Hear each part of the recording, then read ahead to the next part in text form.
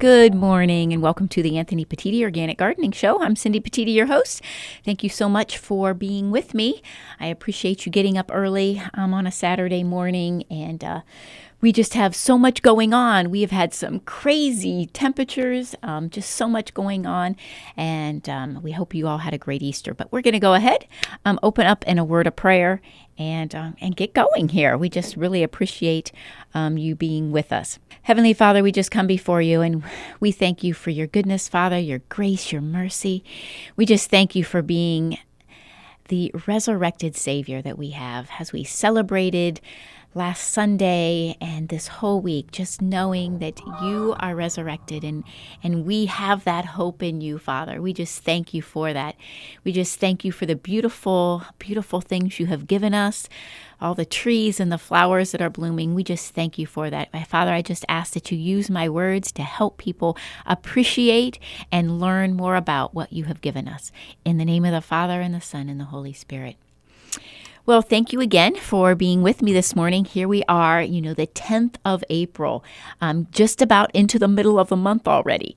And so much has been going on. These warm temperatures has really pushed trees and shrubs to be blooming a little early.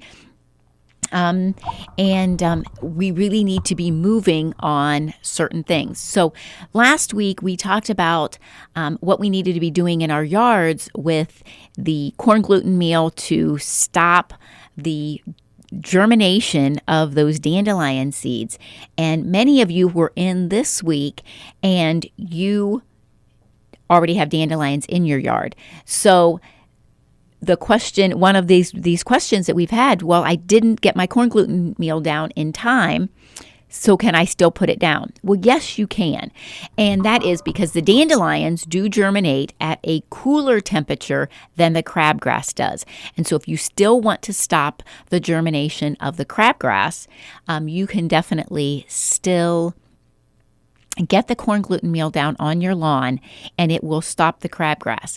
It will also stop any new dandelion that has not germinated yet, or if any of those flowers that are blooming in your yard goes to seed. You don't get them cut off. You're not ready to mow the rest of the lawn yet.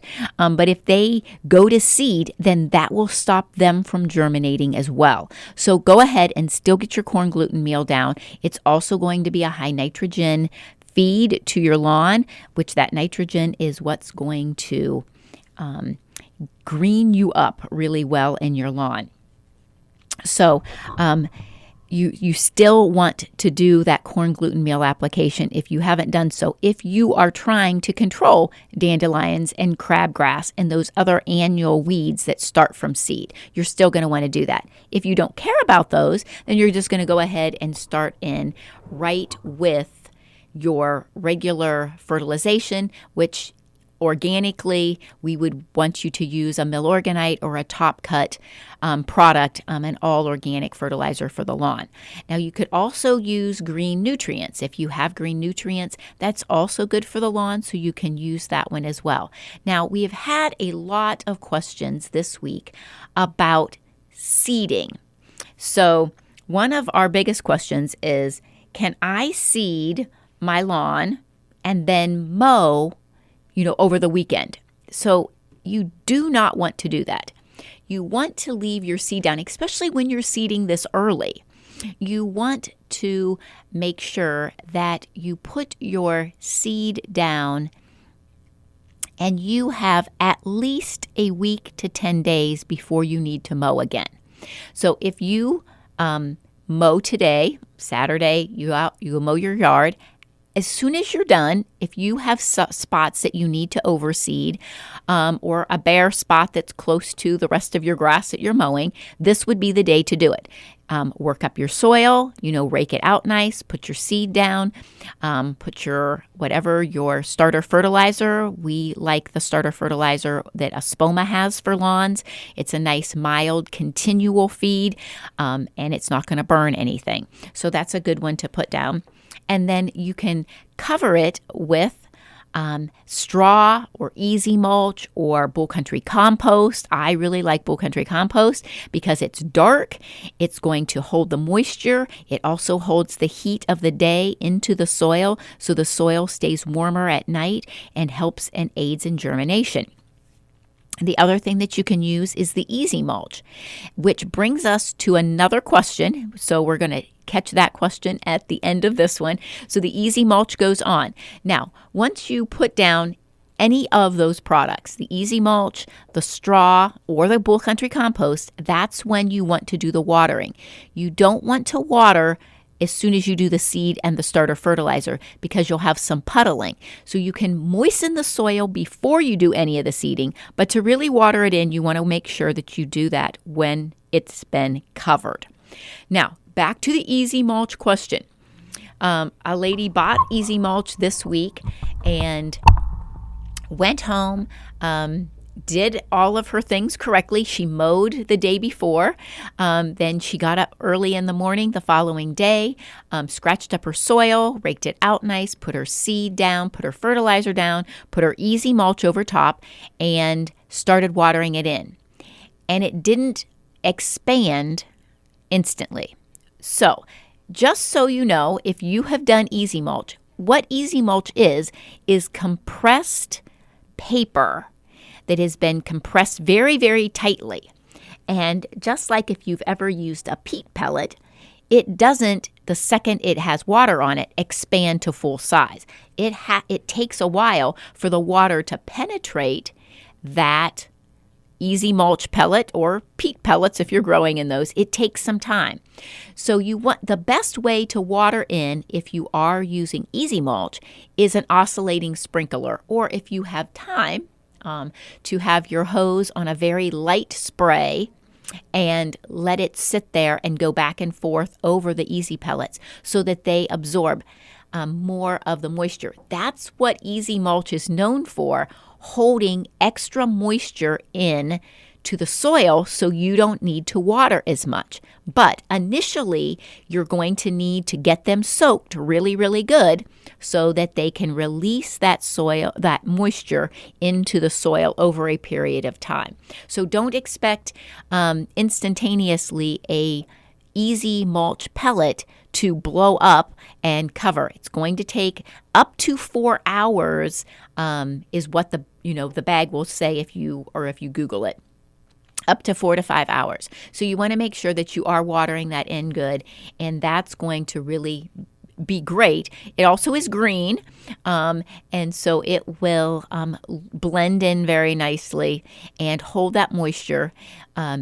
It is a great way if you don't want to have to water on a regular basis if we aren't getting rain. Now, in the spring, very often we have quite a bit of rain. This spring, I know we've only been into spring for like 3 weeks, but it hasn't been an extremely wet spring. We have had a few evenings that we've had a little bit of rain, a couple days we've had a little bit of rain, but we haven't had any real hard downpours. So, this past Thursday evening, we had a little bit of rain, but nothing crazy anywhere. So you probably are going to have to do some watering if you have done any seeding this spring. Remember also, if we are getting some winds, and we have had some winds, that wind is going to dry that area out a little bit more. So you want to make sure that you do water on a very regular basis so the seed doesn't dry out and that it stays moist so that it can continue to grow. Remember, my preference is Bull Country compost. Probably not the cheapest, but you will have better germination. With either Bull Country compost or easy mulch, you do not have to rake up like you would need to with your straw. So it's easier on your grass. It's one less step that you're going to have to make, but eventually it's going to be best if you use straw to rake it out, or at least pick it up with your mower if you have that type of an attachment on your mower that you can pick it up. But it is because it takes quite a bit of time for straw to decompose, and it really should be raked off as the time goes on. So the next question that we had was about magnolias. And the question was, my magnolia tree was all budded up last week before the heavy frost came on Thursday and Friday night. And now all those buds have turned brown. Is it still going to bloom? So I hate to be the bearer of bad news, but no. Once those buds or a flower, even if the flower is partially opened, if we have a frost or cold temperatures like we did last Thursday and Friday, which was like the day before Good Friday, that's what that day was, and the following morning, we had temperatures those 2 mornings, Friday morning and Saturday morning. We had temperatures in the low to mid 20s. I can't remember what we were at. One day we were at 23 and one day we were at 24. So those are really cold temperatures. So if your magnolia or your azaleas, if your forsythia, if they got hit by that hard of frost, the flower is going to start deteriorating quickly. And if the bud was bursting, just about ready to open completely up into flower, and it got hit with that hard of frost, it's going to just fall off, and we will miss those blooms this year. I know it's a bummer, but that is what is going to happen. They are not going to, hold on. Thank goodness most of the pear trees did not open until this week, and they were still tight enough last weekend that their buds did not get frosted off, but that they didn't, start blooming until earlier this week.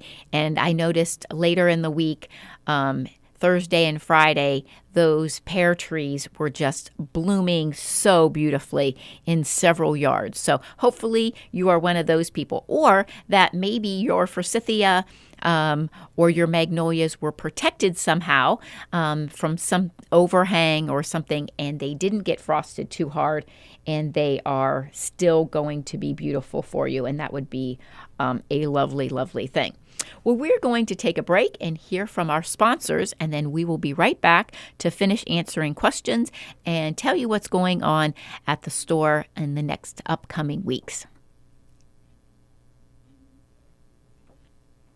Well, thank you so much for staying with us, and thank you to our sponsors for sponsoring our show so that we can be here with you each and every week. You know, I love Bull Country Compost so much, so thank you to that team. They have delivered a lot of Bull Country Compost, bulk and bags, and the hayseed. Hank, remember, Bull Country Compost is OMRI certified. OMRI is the organization that certifies organic growing products. So fertilizers, insecticides, compost soils, that's who does that certification. And Bull Country Compost is OMRI certified. So that is such a blessing to know that you are putting something that is certified organic into your vegetable gardens. And we want to thank them for getting that certification. It's definitely a blessing. So just to let you know of a few things going on at the store, this upcoming Wednesday evening at 6:30 p.m., we will be hosting an essential oils class. So look at our Facebook page and you'll know all about that. But just make sure that you, if you are someone that wants to learn more about essential oils, if you want to, gain some knowledge on healing yourself without chemicals, without prescriptions, God has really given us everything that we need. And so we have an instructor coming in to teach a class on the essential oils that we should use for different illnesses, for different situations that we might be in, how to diffuse, how to take them internally, all of those kind of things. So remember, Wednesday evening at 6:30, it'll be a great time to come out to the store. Come early. You can do some shopping, but the class will start at 6:30 in the cafe, and we will be doing it virtually if you are not comfortable with that. So make sure that you give us a call or message us on Facebook if you are interested in having it virtually, we'll make sure that we get you all the information that you need for that. Also, the following week is Earth Week, so we will be doing classes during Earth Week. And Earth Day is Thursday the 22nd, so we will be doing a class on Thursday the 22nd, but we will also be doing a class on Saturday the 24th to end Earth Week with a big bang. So watch our Facebook page. We will give you all the specifics on that. And next Saturday, I'll give you all the specifics as well. But if you want to just note your calendar that we'll do an evening class on the 22nd, and we will be doing a morning class on the 24th.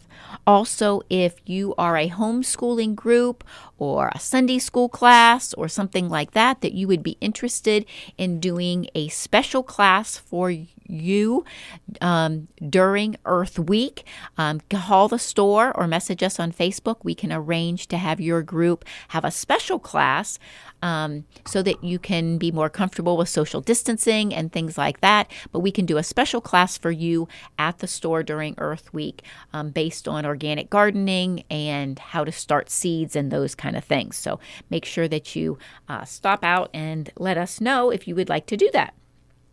So the next question that we had was very timely appropriate. The question was, I got daffodils, hyacinths, and tulips at church last Sunday after our Easter service, and I'm wondering, can I plant them and will they bloom again? Okay, so definitely yes, you can plant them.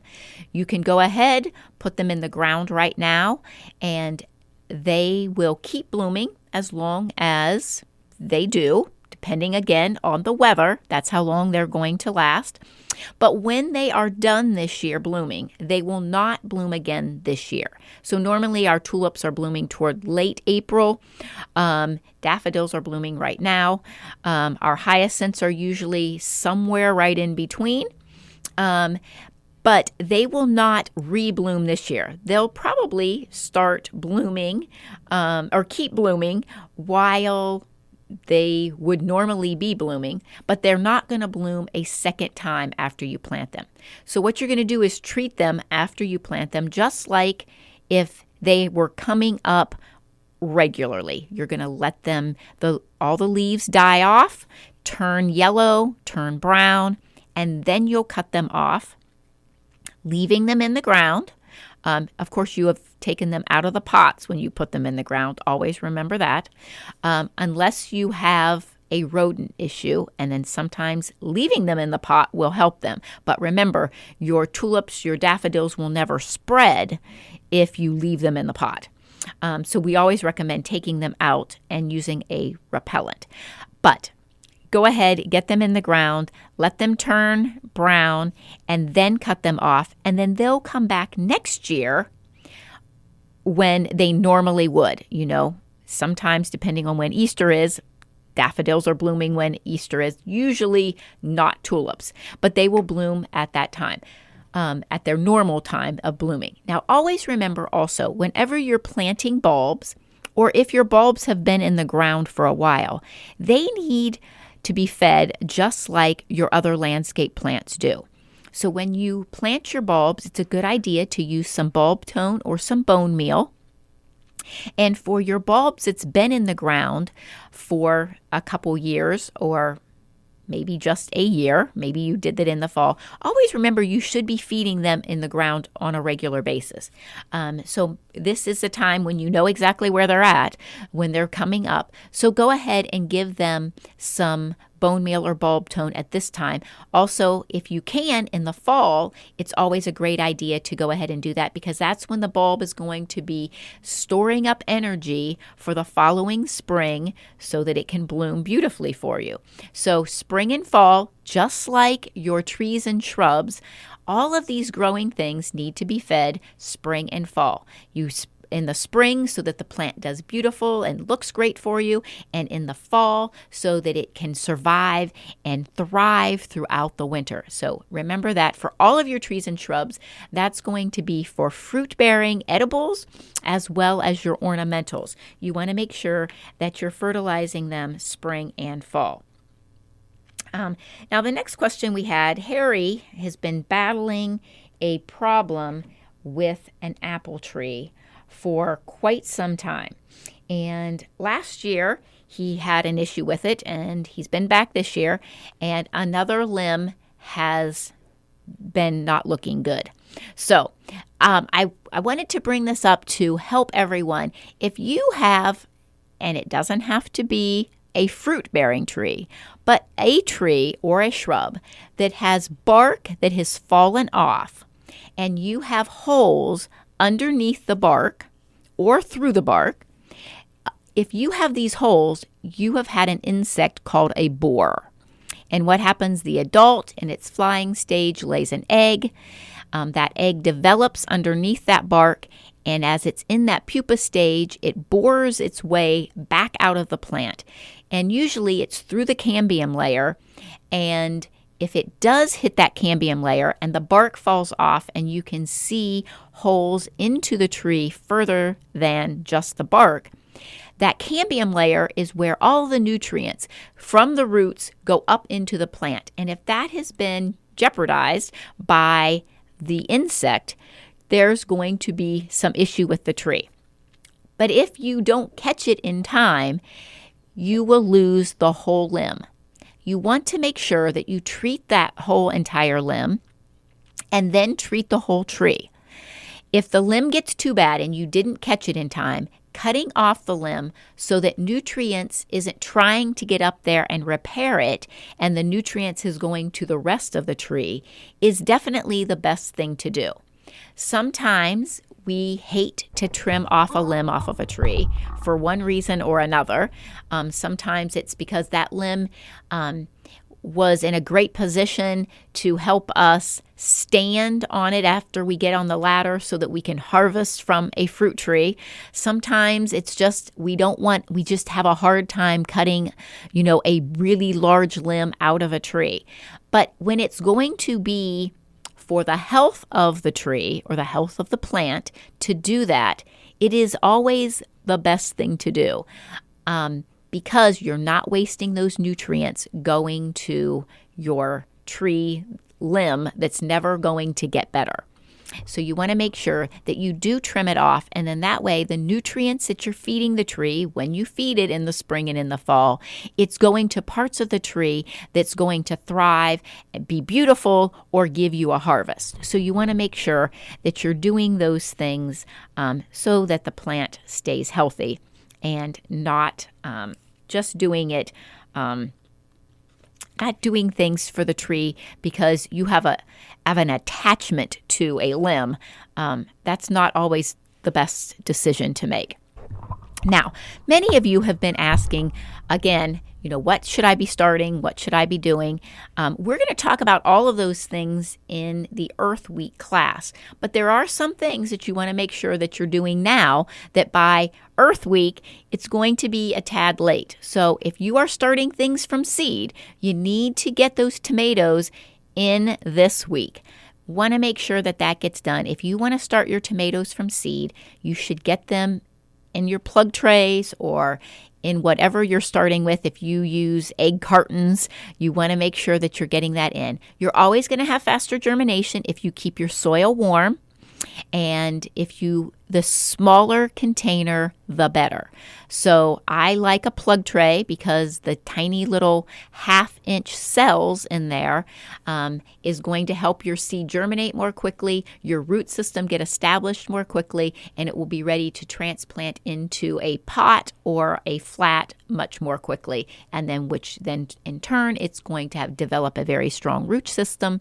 And when it comes time to put it in the ground, you're going to have a better success rate with that tomato plant or pepper plant or whatever, because it will have a nice, great root system all established. So you want to make sure that you're doing those kind of things. It's still a little early for your cucumbers, your squashes, but within the next 2 weeks, you will want to get those in. So make sure that you're getting your seeds. Stop over at the store. We have the seed starter mixes that you want to use so that you are more successful with seed starting. We have those cell trays that you can get your seed started in. We have the humidity domes. We have all of those products that you will need to have successful seed germination.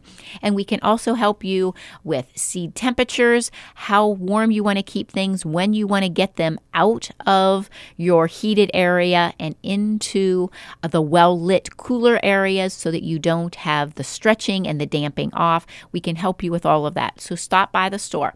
We do have new hours, Monday through Friday, 8 a.m. till 6 p.m., Saturdays, 8 a.m. till 4 p.m., and Sundays, noon to 3 p.m. So we are going to be open on Sunday afternoons, but not opening until noon gives me time to go to church. And so we're going to try that. I will do the watering early in the morning, and hopefully we can keep up and I can still get to church and get back and open up by noon for you. And so we will be offering mulch pickups on Sundays as well, but no deliveries. So please swing by the store.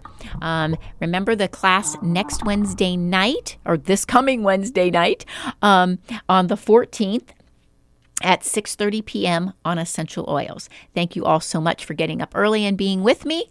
And stay tuned. We'll be right back next week at 8 a.m. right here on the Light 95.9. Have a blessed week.